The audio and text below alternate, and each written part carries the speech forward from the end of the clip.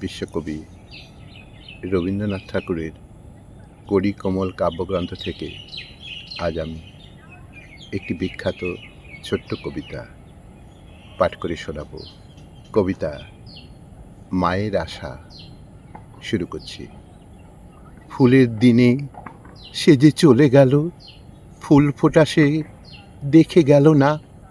ফুলে ফুলে ভরে গেল বন, একটি সে তো পড়তে পেল না। ফুল ফোটে, ফুল ঝরে যায়, ফুল নিয়ে আর সবাই পরে। ফিরে এসে সে যদি দাঁড়ায়, একটিও রবে না তার তরে। তার তরে যে মা কেবল আছে, আছে শুধু জননীর স্নেহ, আছে শুধু মার অশ্রু জল।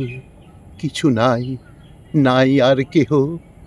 খেলতো যারা তারা খেলতে গেছে, হাসতো যারা আজও তারা হাসে। তার তরে যে কেহ বসে নেই, মা শুধু রয়েছে তার আশে।